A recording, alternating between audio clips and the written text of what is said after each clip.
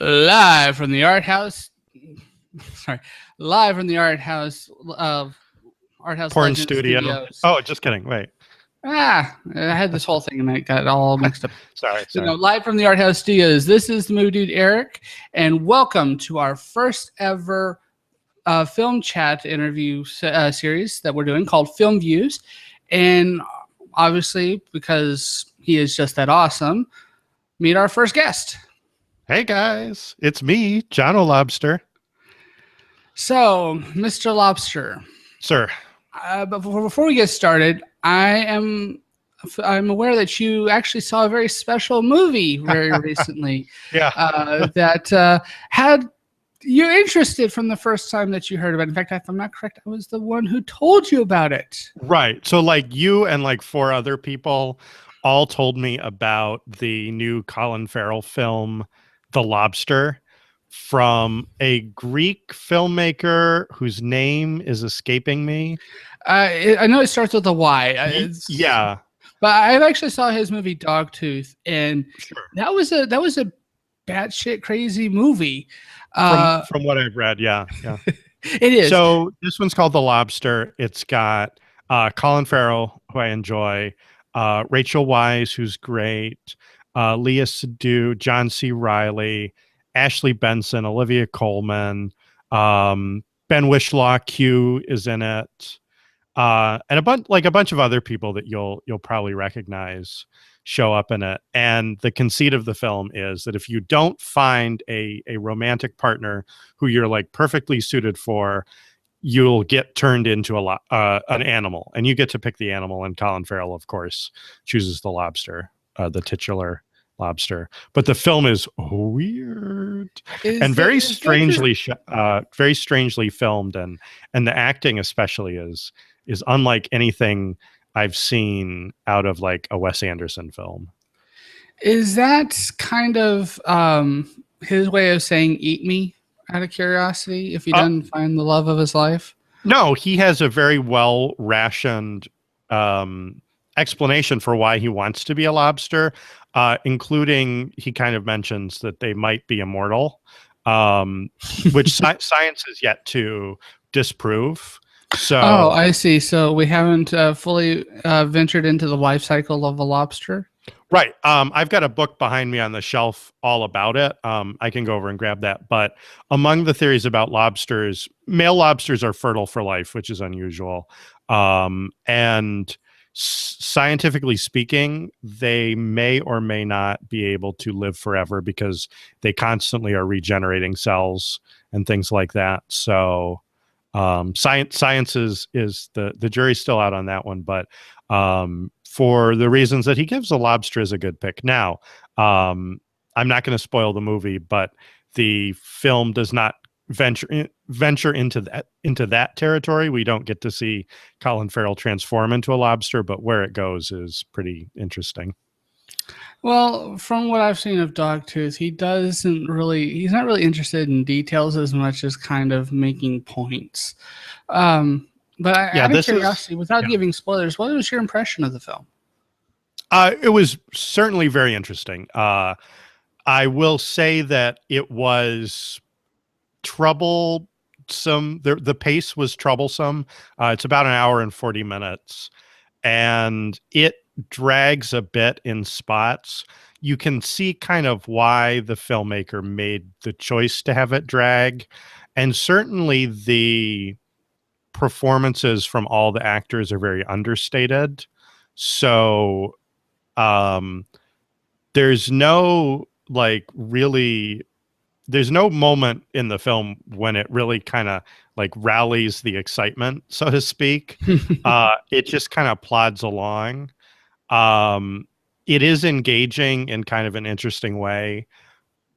So it's kind of I was able to watch it vis-a-vis the kind-heartedness of a fan and friend who sent me a copy, but right now it's like tied up in sort of who's going to release it, and they haven't quite gotten around to figuring out how and when they're going to release it here in the States. Mm-hmm. So it'll be interesting to see when it does get released what the reaction is. It's been well reviewed from the critics and kind of the film festival circuit. The people that have seen it have enjoyed it, but I'm kind of curious to see what a general audience would make of it. Well, I'm actually interested in seeing it myself, so hopefully we might get a chance to talk about it later on. Sure. It would be a standout pick for Arthouse Legends, I think. Well, let's go ahead and let's talk about you, because the whole point of this series is a chance to allow you a chance to kind of talk about the movies that have played a large part in your life and kind of the stuff that got you into watching movies to begin with. And I guess to begin things off, as a film watcher, what are some of the most important elements of a film that keeps you engaged? Well, I guess to start with, and kind of let's use The Lobster as an example. Why I was kind of interested in that film beyond the name was I really was kind of into the concept of the film. So I think starting with the hook, like what's the hook of the movie, that's going to make me interested in seeing it beyond kind of like your run of the mill. Yeah, I like comic book movies. Yeah, I like sci-fi and stuff like that. But if an interesting film comes along that has an interesting premise, or kind of a hook that goes along with it. Some of the films that we've done on Arthouse Legends that have grabbed me, like Safety Not Guaranteed, like that to me had a great hook, and so I kind of wanted to see how that played out. So I think things like that are what catch my attention with movies. There are certainly filmmakers that I've come to follow. So if a filmmaker or a star that I really enjoy will make me seek out a movie that I want to see. But by and large, I tend to get sucked in by those hooks of films, and I'm an avid trailer watcher. So certainly I usually have a pretty good sense when a trailer comes out, if I'm going to enjoy the movie or not. Out of curiosity, since you brought up trailers, do you think that trailers give a little bit too much information, or do they not give enough? What's your sweet spot when it comes to a trailer? Because I know that for me, I also like to kind of gauge my impressions with trailers. Sure. Well, I certainly want to have something left to the imagination when it comes to a trailer, and I can kind of tell when a film is giving away the goods, so to speak. I have kind of a litmus test too, in terms of, is this trailer itself, like, is it selling the movie in a way in which I think deserves me to go see it, right? So we all kind of know, like, the cookie cutter In a World trailer. And I'll use an example. So recently, the film Suicide Squad, their latest trailer kind of seems like they're cashing in on the success of another recent comic book ensemble film, in the way in which they kind of set up their trailer. So you had like the big pop song all the way through, and you had kind of the little character bits and the wisecracking all the way through. It felt very Guardians of the Galaxy, and so I kind of looked at that and said, okay, so you're telling me to go see this movie that's going to be something new and unique, but you're kind of playing the card that we saw last year, right? So that to me is kind of not. I'm not necessarily going to say that's a red flag, but I'm like, okay, yeah.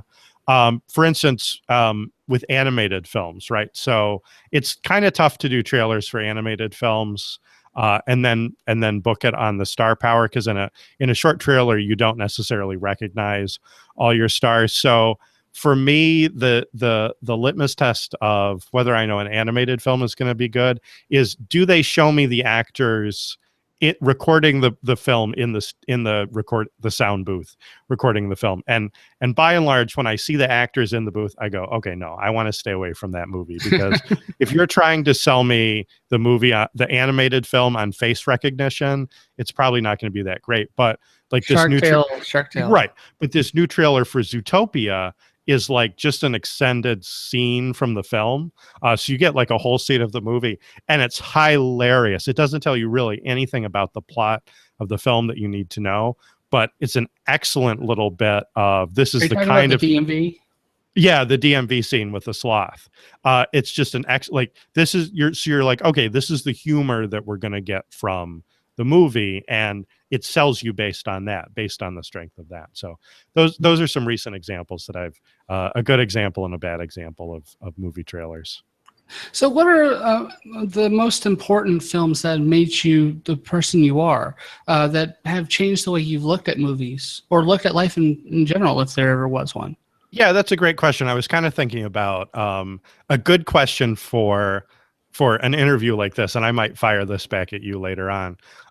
When did you look at films as art rather than just entertainment? And that's, I mean, that's kind of a film question. We we had that moment in our upbringing or kind of in our film viewing growth where we looked at a film and thought, wow, this is something bigger than just like a long episode of a TV show or something. So, Well, I have two movies that transformed me, but right. It's about you. So, for me, and I was thinking about this, especially this year, that the film Jurassic Park was probably my Star Wars.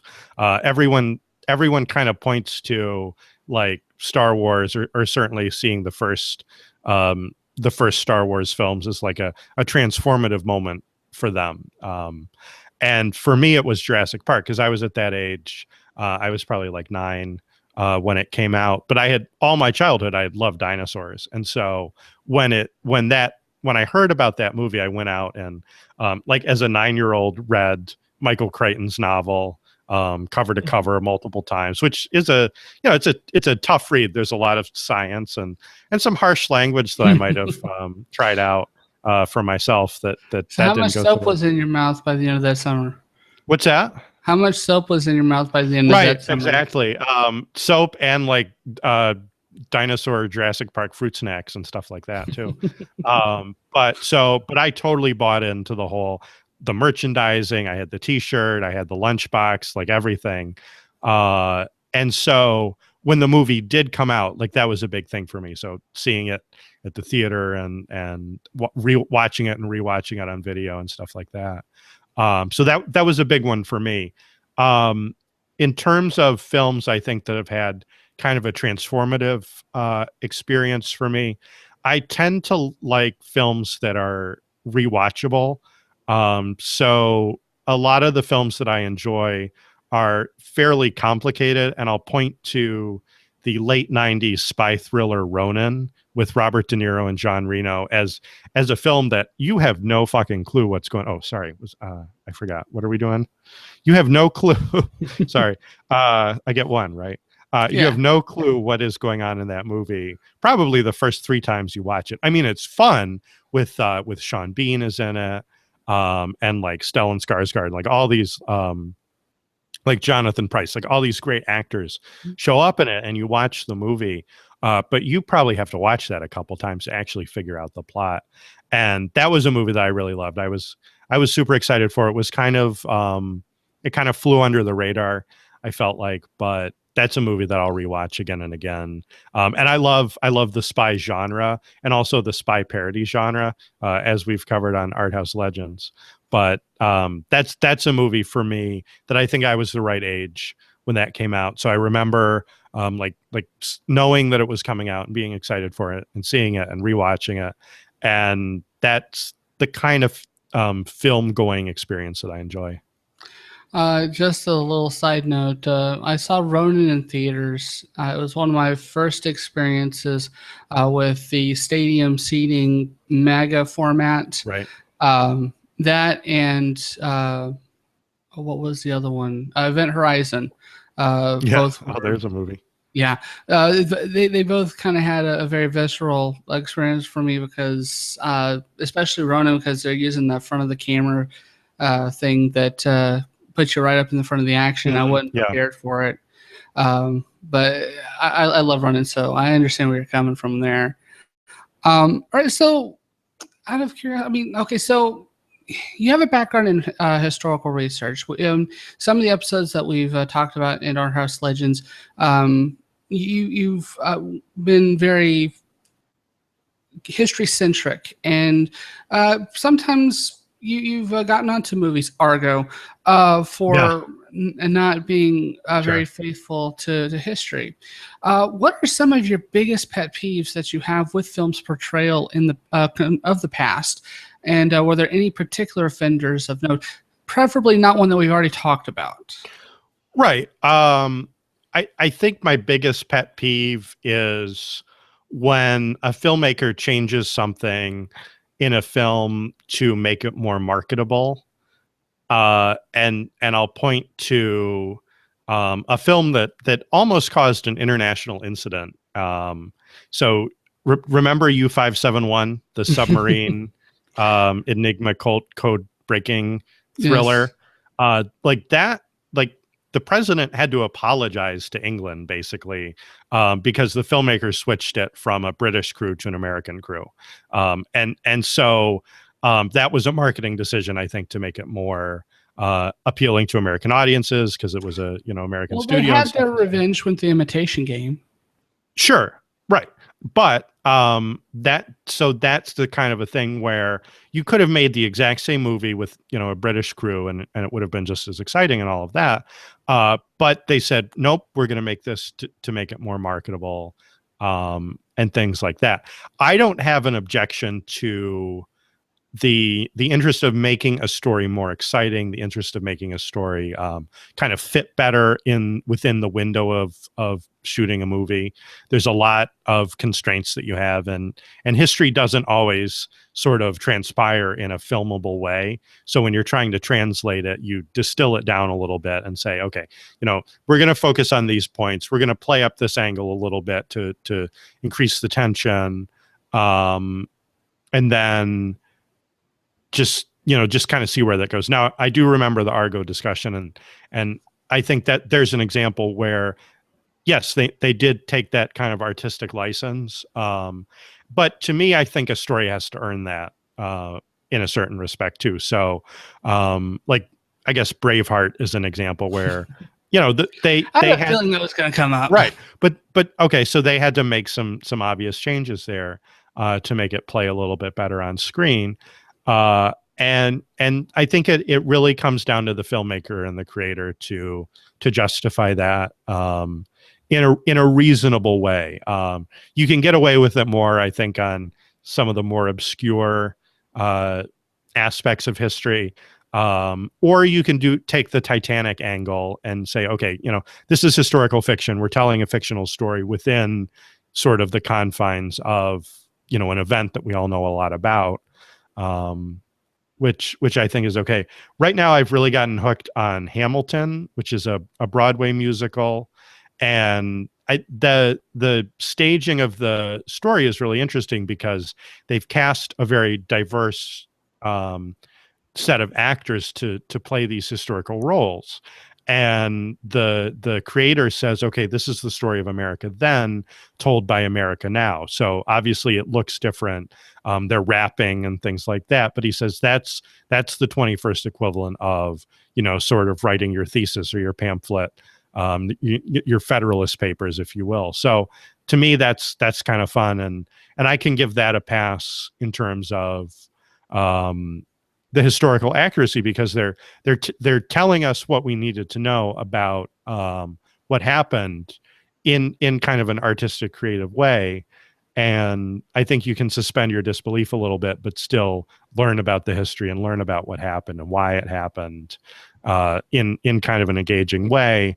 But then you're not doing disrespect to history by taking that approach.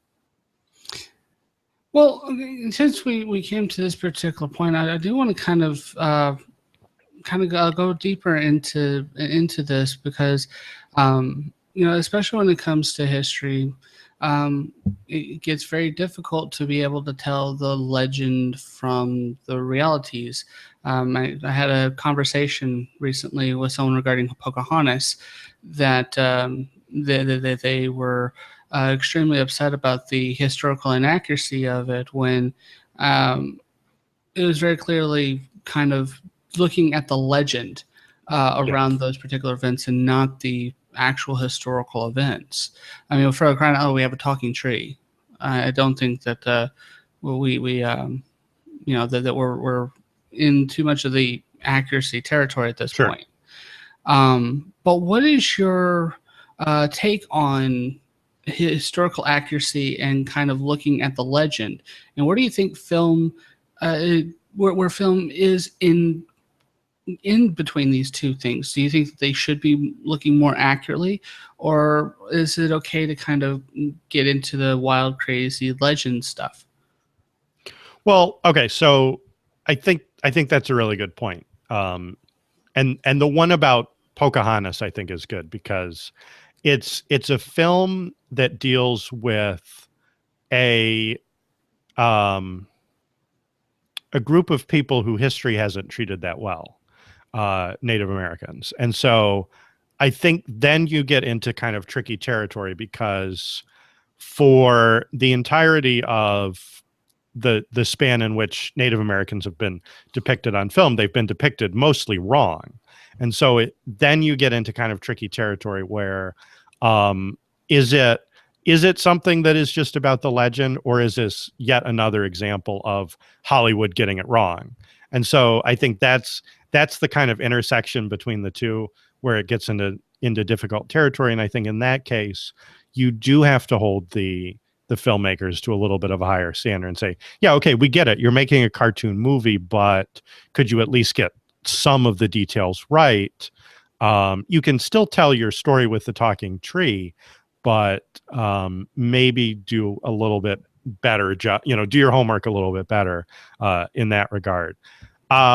So one of the interesting things to me is I love Arthurian legend, Arthurian lore, and stuff like that. And if you look at the way the King Arthur legend has been told over successive generations, and literally hundreds of years of Arthurian legend that you can go back and trace, and then history has kind of caught up and said, well, maybe this Arthur guy, maybe all this legend was based on somebody that actually existed, and then who was that, and what was that all about? And then so you've seen Hollywood kind of try to go back and do, okay, well, we're going to do the true story. And I think there's another one coming out before too long. Yeah, I know what you're talking about. I don't remember who's in it, but yeah, I know that they're making one. Right, and they've done a whole bunch. And so that, like, each successive iteration, Hollywood says, okay, well, we're gonna, or filmmakers say, okay, well, we're gonna try to hone in to be like more historically accurate now, and it may or may not have anything to do with what really happened. I'm sorry, but Excalibur's perfect. Just leave it alone. Yeah, like, it's again, T.H. White, right? I mean, you kind of got it right. Monty Python, even you kind of perfected it, and then Robin Hood has kind of done the same thing. And so you kind of get these successive iterations that try to actually bring in less of the legend and more of the history, which I think is kind of fun. But again, I'd like to see a retelling of the Pocahontas story that maybe was more accurate. But again, I don't think that necessarily, like, if you loved Pocahontas, the cartoon, the Disney one, I'm not hating on you. Like if that's your thing, that's fine. I think knowing that you're watching a cartoon or knowing that you're watching a movie, and again, I said, your suspension of disbelief, you can separate the two. But I can see how some people would be a little miffed about it. I get you. Now, you are a self-professed geek, and anyone who's followed you on social media, you're extremely active on Facebook, specifically, and Facebook, Twitter. I try to be more on Twitter, but I should. Google Plus. you can flatulate yourself for that. Yeah, at Jonolobster on the bottom there. Hit me up. But anyway, as a self-professed geek, when you have a whole lot of wide range of interests, do you find yourself, especially when it comes to watching movies, in a situation where you are interested in seeing things that other people around you aren't? Say that in your non-geeky circles, if there's like Deadpool, right, yeah, or a comic book movie that they're not going to go to, or if you also find yourself in a situation where you're in a room full of geeks and you're going, let's go watch a Bernardo Bertolucci film. Yeah, sure. But do you find yourself in those situations? And if so, kind of how do you manage? Yeah, well, I mean, I think this is a good time to be interested in geeky topics. It has certainly become within the last 10 or 15 years, certainly a lot more accessible to talk about things like that with the general population. Uh, I guess right now, like I'm at work and people in the lunchroom are saying, "Hey, have you heard of this film Deadpool?" And I'm like, oh yeah, totally. I totally get it. Mm-hmm. It's gotten a lot easier to have those conversations, and actually, uh, because so many people are going to see these films and look at the box office numbers just for, for example, Deadpool or Star Wars or Jurassic World or whatever, it's really easy to have those conversations. These are now water cooler topics. These are pop culture touchstones right now that you can kind of talk about with people. So it's gotten a lot easier in that respect. And therefore your job of evangelizing like the little things gets a lot easier. I've had a lot of success talking to people about movies like Galaxy Quest and saying, okay, well, you should check this out because you'll get a few more of the jokes now that that kind of those things have been ingrained in our public consciousness a little bit more. Everybody kind of knows now what San Diego Comic-Con is about. And so you can talk about a convention with somebody and they kind of like, even if they've never been, they have kind of an idea of what it's like. And it's a little bit more accurate now than it was a while ago, where it's like, oh, you mean just all those guys who live in their mom's basements and don't ever take showers and stuff like that. So that's gotten a little bit easier. And so having it more in the mainstream, I think has made that a lot more fun. And certainly when I got into podcasting and kind of found out or just listening to podcasts, got into that. I never thought I'd end up on one, but now kind of like, oh yeah, everybody's got a podcast now. So here we are.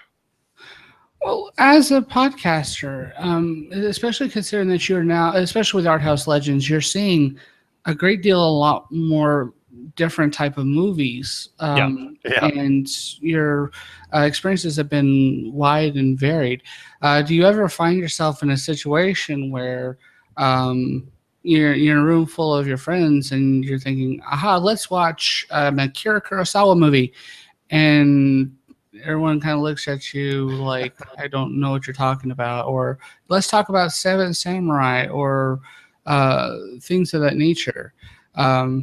Because specifically for me, one of the biggest frustrations was when I saw Tree of Life several years back. I had no one to talk to because even my geek friends they hadn't seen it and they didn't want to see it. But you ever find yourself in that situation where you're just kind of like, I guess I just have to keep this to myself? Yeah. I guess I don't kind of like run in the circles where I get to say, hey, let's all sit down and watch a movie. That doesn't happen as often. I do find myself in social situations, and it's kind of nice to be able to now have a deeper bench of films that I've seen. So if we kind of get on that topic, I can make conversation in a little bit of a deeper way than I've been able to in the past. And I thank Arthouse Legends for exposing me to some of those movies. Kind of as part of my day job, recently I've been ending up in libraries a bunch. And so it's kind of neat to wander through the movie section and be, oh yeah, saw that, even in the international films and things like that. And then I'm thinking, oh, I don't think we've seen this. We should talk about this one. This looks interesting. So I'm making notes now of future films to talk about.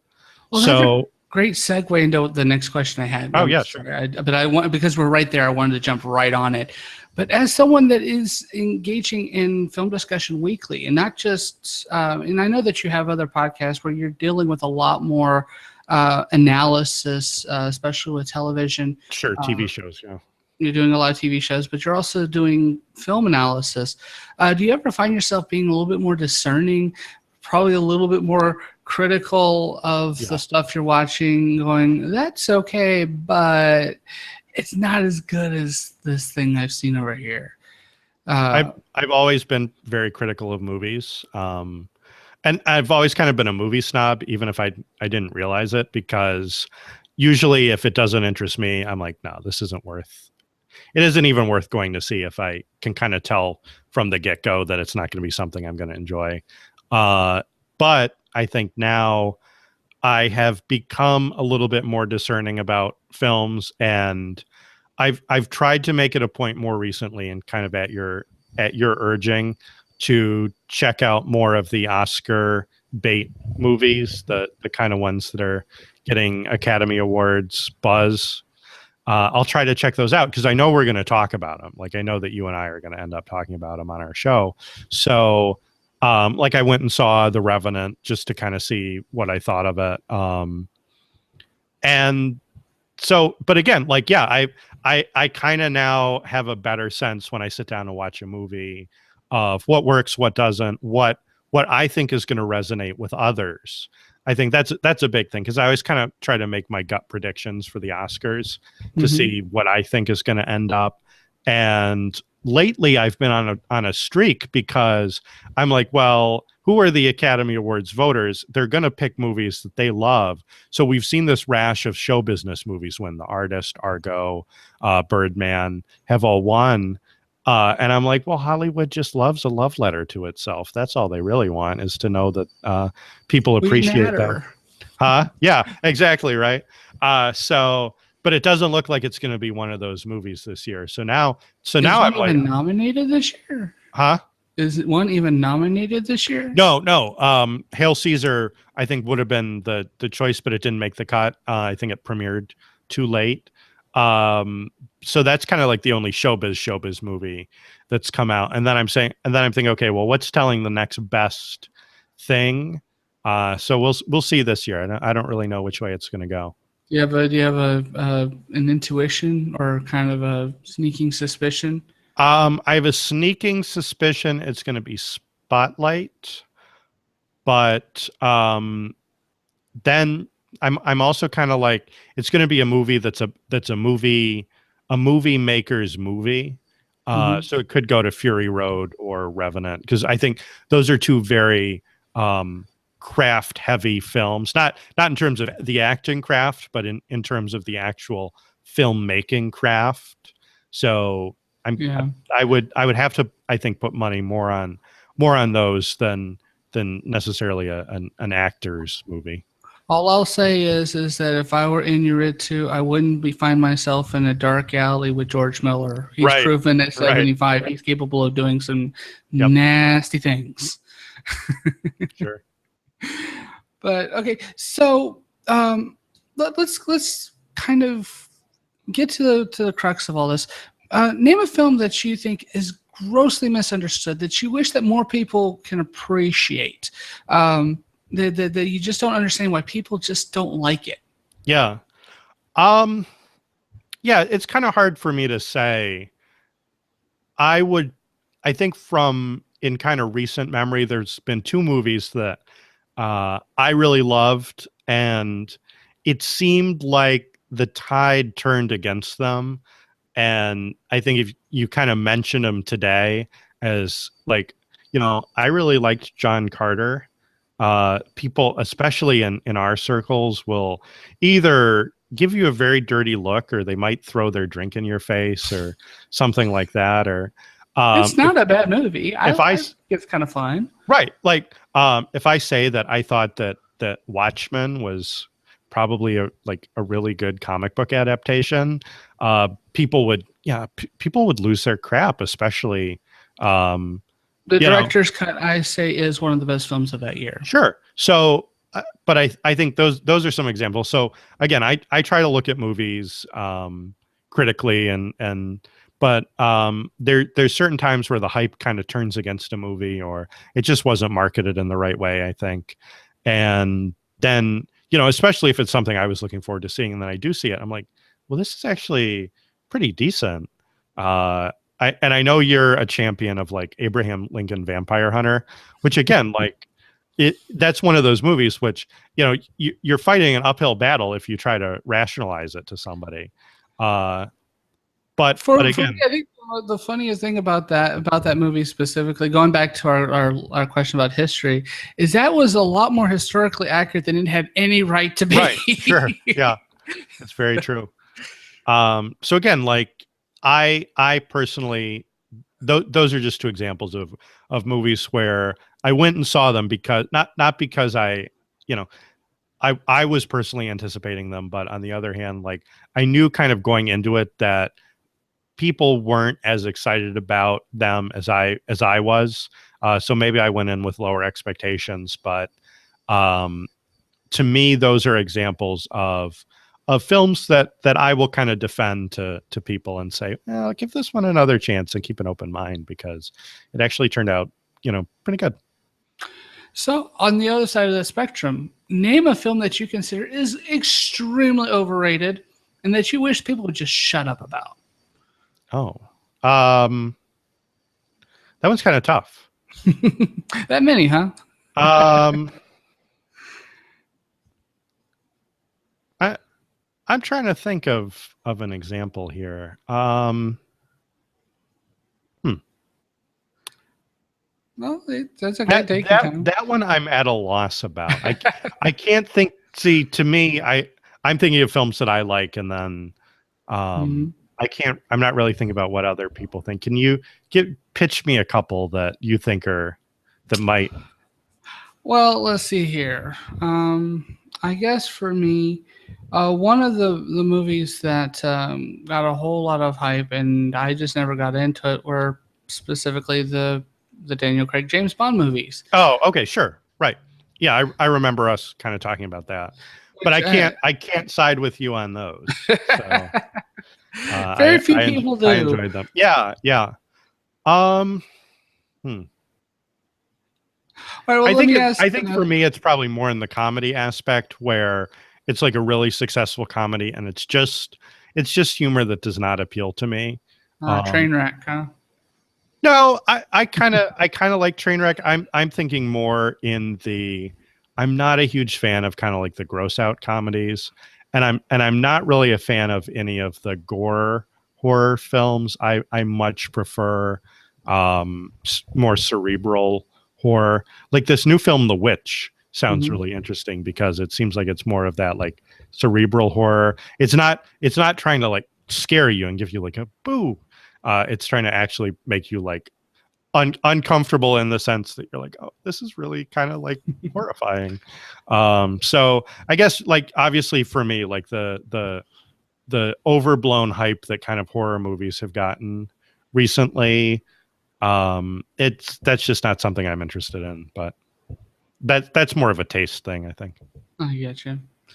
All right, well, let me go ahead and let's end it on a kind of a unique and different question quick. Now, with Arthouse Legends, we have dealt with some pretty touchy subjects before, and especially ones with a very unique political perspectives. Now, you are very outspoken and politically active on the left-leaning subjects. Do you find that does that also play into account for the movies that you look into, or if something has a message that you are that you wholeheartedly believe in, you'll go see that movie because it affirms that particular belief? Or if you do watch movies that kind of go outside that realm, what do you take away from it? And if there are any that you like? Yeah. Yeah, that's kind of an interesting question. I haven't really thought about that in terms of my movie viewing preferences, I guess. Well, let's look at kind of the films that we have talked about that I've kind of been outspoken about. And I think those more go along with kind of the historical perspective of it. Like when we watched Harlan County, I kind of like said, well, okay, well, here, here's the deal with unions, right? And kind of like gave my spiel on unions, and certainly when we talked about things like Gone with the Wind or Birth of a Nation that do kind of encroach a little bit on speculous or kind of controversial takes on history. I've been kind of outspoken about those films, but I don't think necessarily when I look at the movies that are coming out and when I'm kind of deciding what I want to go see, I don't think my politics really play a role, except to say that I'm probably not going to go see. What are the what's the word for those movies that have come out recently? Like, oh, they're faith based. You know what I mean? Like War Room and Yeah. I probably aren't gonna. I'm probably not gonna go see those. But again, they don't look very good anyway. So if there was a movie that came out that was like well done and was kind of like dealing with these issues, I would probably check it out anyway, just because people are saying like you might not agree with what this movie's telling you, but it's presenting its arguments in a really good way. That I would be more likely to see. It's the same thing for like a Michael Moore documentary. Those I'm not going to pay to go see those either, really, because like some of his early stuff was pretty well done, but I think now he's just kind of a broken record at this point. So I don't know. Politics doesn't really play a role in kind of the movies that I want to go see. Again, if I think it's well done, I'm not going to really, it's not going to sort of dissuade me from seeing it to think that I might be exposed to an opinion that I don't necessarily hold. But if it doesn't look like it's well done, even if I thought I'd agree with it, it's not something I'd want to go see, because I want to see it. I want to see something that's done well, rather than something that is necessarily, going to make pat myself on the back about. I get you. Well, at this particular point, we have run out of time. Yep. I want to thank you for joining me for this interview, and thank you. Giving everyone a chance to kind of get to know the kind of film person you are, and what to expect on your various podcasts. At this point, did you want to go ahead and say or kind of shrill yourself out a little bit? Yourself out? Well, if you listen to me on Arthouse Legends, you've probably heard me talk about a couple of my other podcasts that I end up on from time to time. I'm a regular right now on Crimson Comet, which is the Flash podcast, and you can check that out on gonnageek.com or Crimson Comet podcast on iTunes. We talk about the CW Flash series. Right now, that's the only other podcast that I'm on as a regular.